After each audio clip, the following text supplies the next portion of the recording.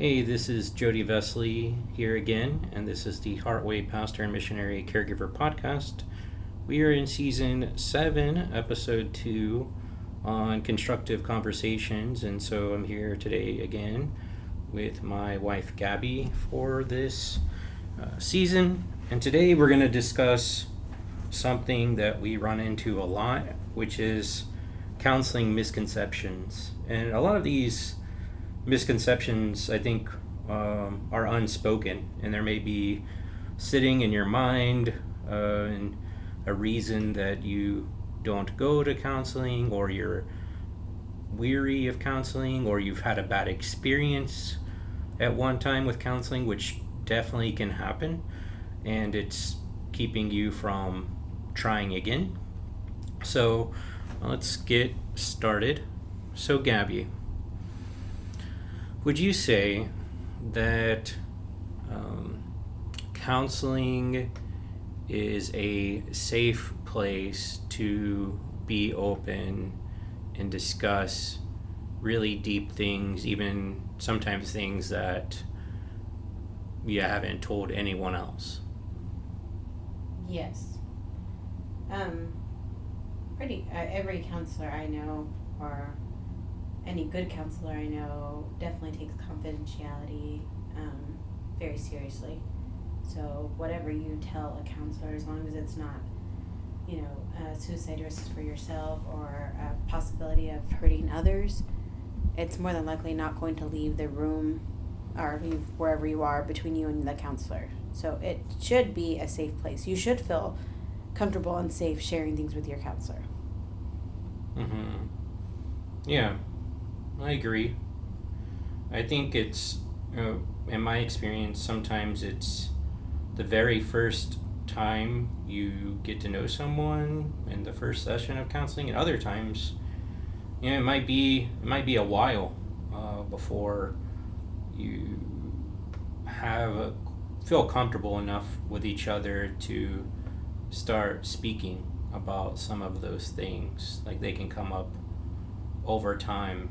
So do you think it's important for someone considering counseling to be fully upfront with all details from the beginning, the very first time they meet, or is it something that's okay to share over time some of those more sensitive issues? Yeah, I think that's a good question. Anybody that I counsel with, I try to let them know, obviously up front, and then throughout the whole time I'm talking with them, however many sessions they're all during the sessions, that they are in complete control of our sessions and the fact of what information they want to give me and what information they don't want to give me. I don't feel that it's beneficial for me to pry. And I want whoever is coming to me to know that, they have a choice. Because a lot of times people are coming to me and maybe they've had trauma. And it's really important for them to reestablish that they're in control, that they don't have to share anything that they don't want to share, that that's completely up to them. So I definitely think that going slow is not a bad thing, especially if I don't want anybody to feel uncomfortable when they're talking to me. So if what they're sharing with me is making them feel uncomfortable and making them feel like they don't want to see me again, and that that's not how I'd want a session to go with somebody. I wouldn't want a session to end like that. So I don't encourage anybody to share quickly. I want them to share when they're comfortable with sharing. It is hard to really get to a heart of an issue if people are not sharing the full story. So I can see the benefit of that, but again, it's not my right to make somebody tell me everything that's on their heart and mind. Yeah. That's their right. They're in charge of that. So really, I would have never pushed somebody to tell me everything. So it's better to share more early on, but it's not necessary in all situations. So it can... Yeah, I think once you develop a relationship and the person can understand that you're trustworthy, they are more likely to share with you, and I think that's healthy. Mm-hmm. Are there times where it's necessary. I mean, I know the answer, right? There are times when it's necessary to break confidentiality, and that's in the intake forms that we give out. It explains all of that, and we kind of go over that up front. Like in the case of abuse or suspected abuse, especially when children are involved, is big. Even so, like when it comes to suicide or ideas of hurting other people,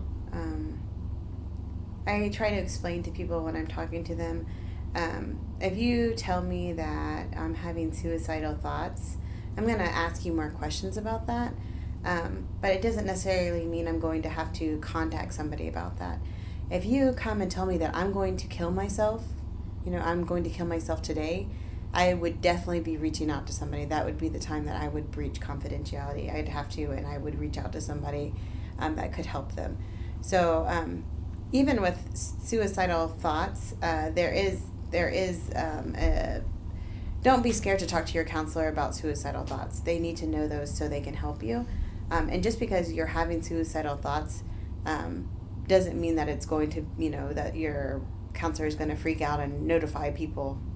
So I think that's sometimes a fear that people have. Yeah. If you're going to harm someone or yourself, then it's up to us to report that information. Yeah. And even with harming people, like I've talked to people where like they were like, I had this intense sensation that I wanted to harm somebody, but I knew it was silly and that wasn't a real thing. Like I wasn't really going to act on it. And those are again different than a plan to go and hurt somebody. Mm-hmm. Yeah. So, some people have this idea that a counselor is just going to tell people what to do. Like, okay, here's my problems, and they say, okay, well, you need to do this, this, and this. What do you think about this idea? I would say there might be some counselors out there that are like that. That's not how I think effective, or personally, I don't like to do counseling like that. I don't want to tell anybody what to do because ultimately it's not my life, it's their life.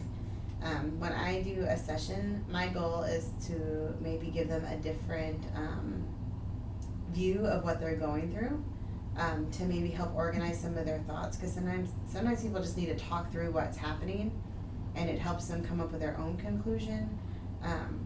But as far as like in my personal experience, I do not tell people what to do, and I do tell people up front that that's not what I will do during sessions, because and even if that's what they want me to do, it's not my place to tell them what to do in a situation. Yeah, I like that idea of providing different perspectives, but there are a variety of counseling approaches out there. We do biblical counseling, which is based on the Bible.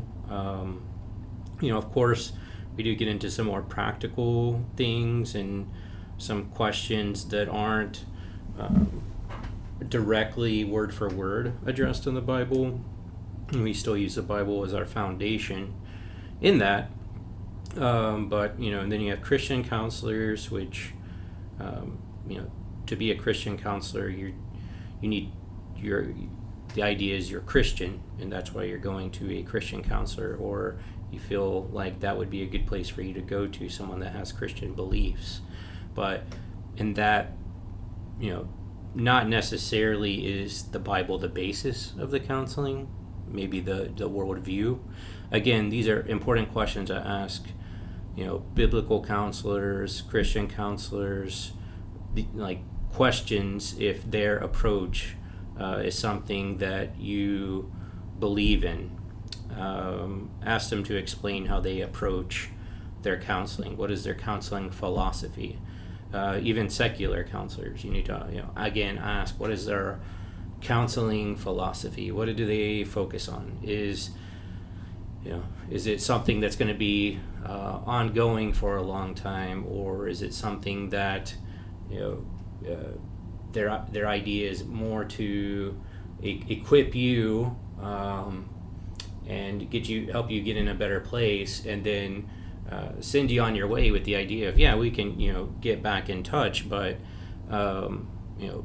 the main issues that you came to deal with are either resolved, or you have the tools going forward to know how to deal with those issues yourself and feel confident in that. That's not every counselor's approach. That's our approach, but that's not every approach, and not everybody is the same. Some people might finish after a couple of weeks. That's unusual, but it happens in some scenarios. Like sometimes people just need to share their story, and they hear a perspective about their story from someone else. They just haven't had that safe space to share. Yeah, and I would say that the earlier, it's easier, it goes quicker if you're not overwhelmed. So sometimes I'll have somebody that maybe we went through a year of counseling sessions, of weekly counseling sessions, and then then we start spacing them out, and then maybe they start feeling like they're maybe we've gone 3 months without talking, and they start feeling a little bit down or a little bit overwhelmed. I encourage them to reach out earlier rather than later, because it's quicker and easier to get on top of it while it's just starting to get there, instead of letting those feelings kind of fester for a long time. So really, it depends on a lot of things, but there are instances where it doesn't take very long. Mm-hmm. Yeah, I think a amount of weekly sessions that I tend to have in mind is a goal, but that changes. But like an average, might be 10 weeks in a row, and then go to every other week, and then for a little while, and then stop. Generally, there's the opportunity to have that type of progression, where it's every week, and then every other week. But not every counselor's the same. But it would be something to ask about. And another question involved in this is, can a counselor fix me? Some people have this idea that, okay, if I go into an office with a counselor, they can fix me or they can not fix me, and whatever happens in that hour a week for however long is going to determine if I can be fixed or not. What do you think about that thought? Well, people that have done counseling with me, and to me, the hour that we're together, it's kind of like, when you're taking a college class, you go to the class for maybe 3 hours a week, and then you have a ton of homework and outside work. And really, it's that homework and stuff is when you're really learning, applying what you're learning. And I think that's very similar to counseling. That hour that you meet with somebody, it's kind of like checking on homework from last week and preparing for what you're going to do this following week. It's once again, I don't tell people what to do. Or how to live, or just not my place to do that. So if people want to get better, we talk about that people can't, if you are living the same way that you have been living and you're miserable, you're going to have to change something. Well, a counselor is not going to change that. A person will have to make that choice. They will have to make that choice to change something. So I think bad counseling can actually make it worse. So I do think that it can get worse going to a counselor if you have a bad counselor. But if you want to get better, it's really going to be the work. You're going to have to put in the work. Mm-hmm. Yeah. Yeah, there needs to be some homework. And doing the homework that the counselor assigns, and that's a good indication for me as a counselor. Is this person serious about getting better? Because it's not going to happen just coming into an office. Like, you have to take what you're hearing and learning and apply it. And that can't just happen if you're just turning on for an hour a week and it doesn't go beyond the office. Yeah. You can even look at it like going to the doctors, right? You go to the doctor, they tell you that, you have high blood pressure, and you leave the office and you don't do anything else. The doctor said you had high blood pressure. Like, it's not going to fix your high blood pressure problem. You're going to need to take your medicine, maybe change your diet, maybe do some more exercises. Like, you're going to have to put in the work to make it better. So it's the same with mental health. Like, it takes effort. Mm-hmm. Yeah. Here's another one, another misconception. Can a counselor make me do something I don't want to? No. Yeah, nobody, unless you're, it's your parent and you're a minor, there's not really this situation where you have, as an adult, another adult, like a counselor, making you do something, right? You have the freedom to choose whether you want to do something or not. That's your right. Yeah. I think this is an important thing for people to understand, that so, like, say you go to a counselor or you go to a psychiatrist and you go in for your first meeting or appointment, and you just don't click with that person. Like, they don't listen to you maybe the way you want to be listened to, or they give you advice that you don't exactly believe in. You have complete power to like cancel seeing that person and choose somebody else to try. Yeah. And I think that's really freeing for people to hear, that you're not obligated to continually show up to somebody that's not helping you or somebody that you don't like.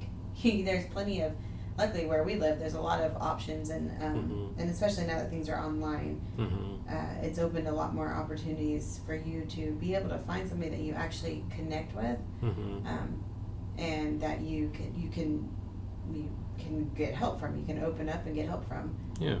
So no, counselors can't tell you what to do. Yeah, you can fire your counselor. Yeah. You're paying them. You can just choose to stop paying them and go somewhere else.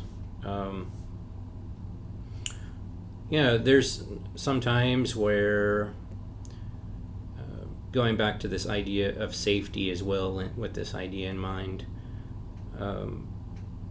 counselors are not allowed to divulge your specific information to other unauthorized people. So unless you specifically say, hey, I want this person to receive my information about what's going on, like with a kid, for instance, a minor, or someone under your care that you're looking out for, and that person wants you to know what's going on as well. That's not something to worry about. Specifically with minors, though, it becomes an issue, right? If a counselor, talking about parents with children, if a counselor counsels the child and doesn't give any kind of information to the parents, like that is not very helpful. It's not, because like what we said, a lot of the work happens during the week. So once a kid gets done with their session, if the counselor doesn't explain to the parent what they went over and what the kid should be working on throughout the week, the kid forgets it. The second that session is over, the kid has moved on really quickly. We personally have had experience with this. One of our children was in counseling, and they went for probably 2 months, and just the counselor never would explain to me what they were working on and what we could do to help. And we ended up having to fire them. I guess, in a way. We just had to stop going to that person because it just wasn't making any changes, because there was nothing that we could do to help this child at home because we just didn't know. Yeah, it was very frustrating. And I think another example would be like Jodie and I were in marriage counseling once with a secular counselor, and I think we went like maybe 3 sessions or 4 sessions, and then at the end of that counseling, she told us that she wanted to start meeting with me by myself.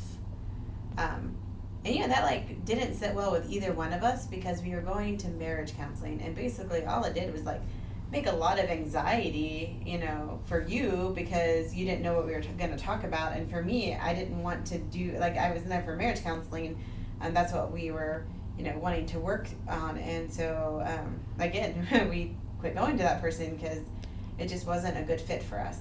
Yeah, I had forgotten about that.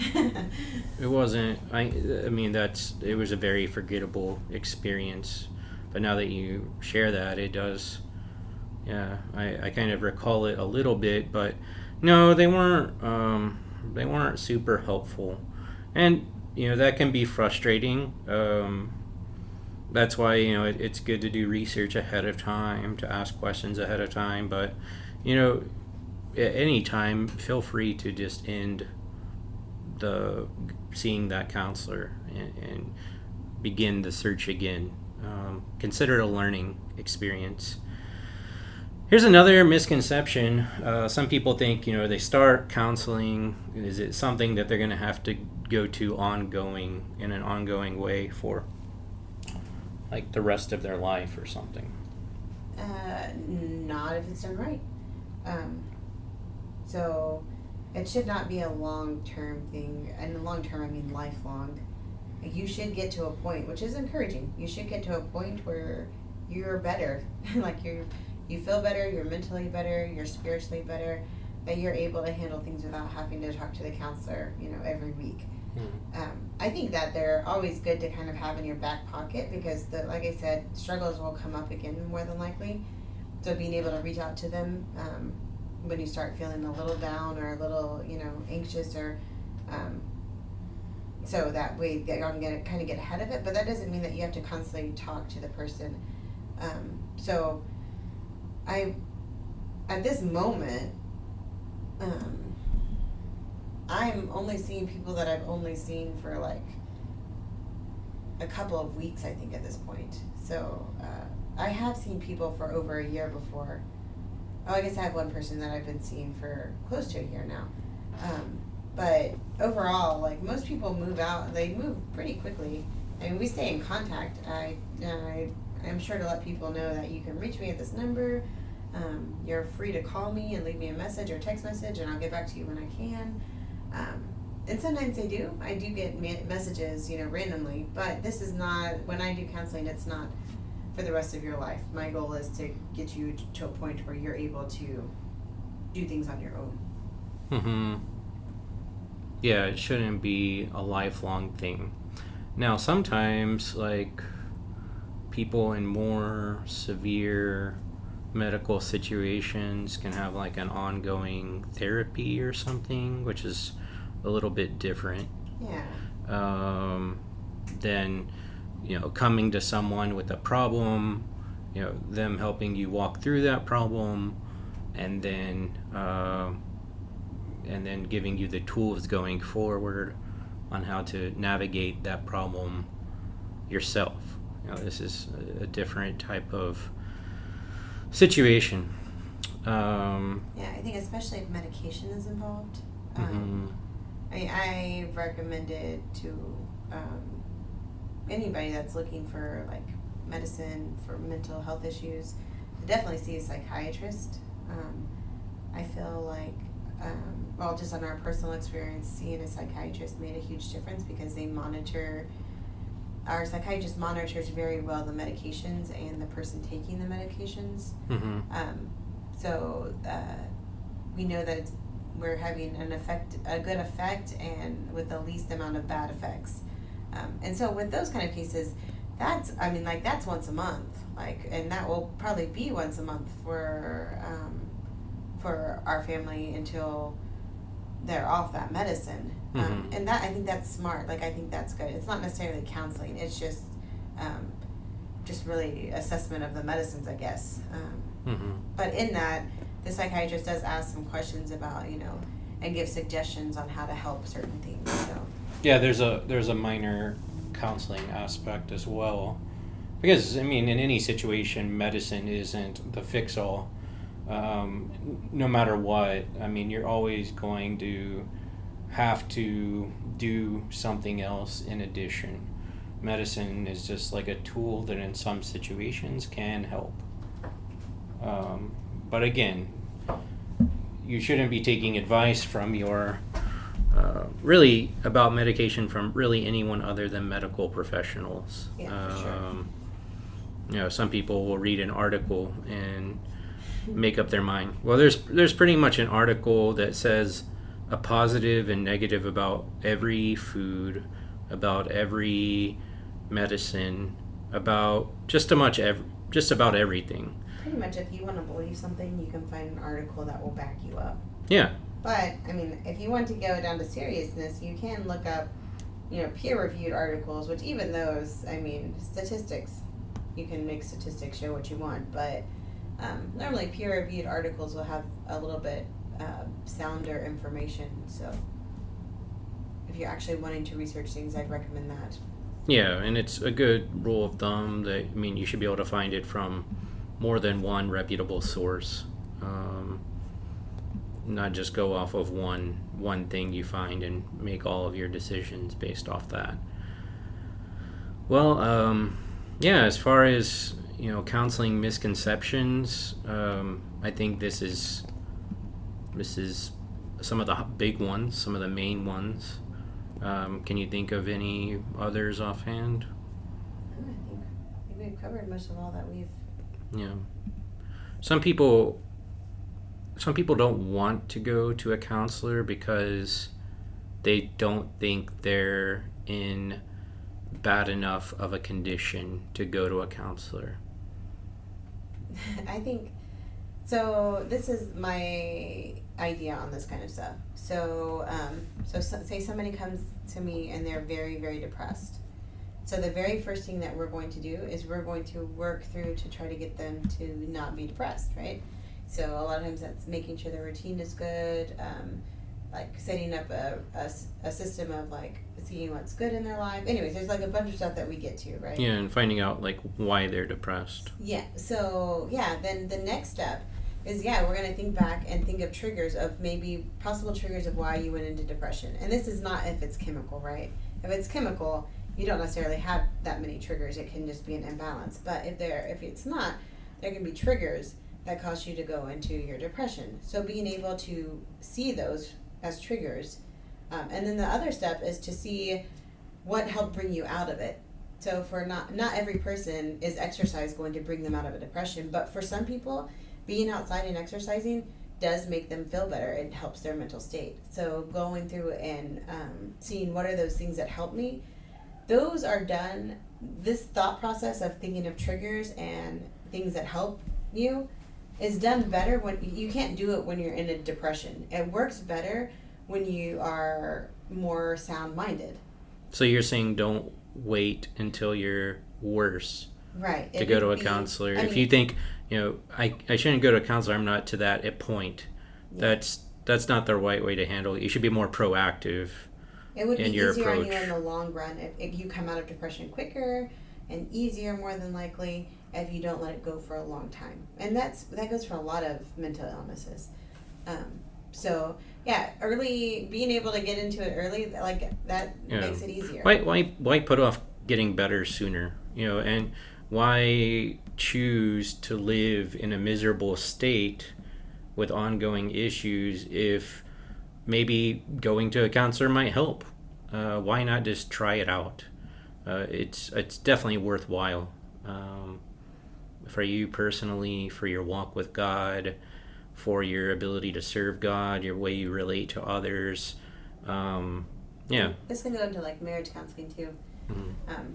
Pretty much any type of counseling. If your marriage is kind of having a rough spot, mm-hmm. It's better to get into counseling earlier than wait till it's on the brink of divorce. Yeah, and honestly, we both have experienced times, not specifically with marriage, but other things like where people came in, but it was really too late for what they had already made up their mind on a major issue that had they come up earlier, like a major life decision, if had they come earlier, they might have been able to work through some things to potentially make a different life changing decision. Not that maybe that wasn't how it was supposed to be, but just because something happens doesn't mean that God wills for it to happen, right? God wills, he desires for all people to be saved, but not all people repent and accept Jesus as their Lord and Savior. And just like God knows that we're going to do the things we do and not do the things we don't do, that doesn't mean that he doesn't desire that we make better decisions. And he'll know if we're going to do that as well. So, but it's still up to us. We have a choice in the matter of how of what decisions we're going to make. And so it's better to get help sooner rather than later, even if you think like, I'm minor. No, there's if you sense a problem at all, it's worthwhile visiting a counselor. Why not? Yeah. All right. Well, and I think hopefully this has been beneficial for all of you out there. We will continue this season for several episodes, and hope that you've enjoyed it. If you'd like to recommend any specific things for us to discuss during the season, you can contact us through our website, heartwaycare.org. So until next time, this has been the Heartway Podcast, where we seek to help with issues at the source.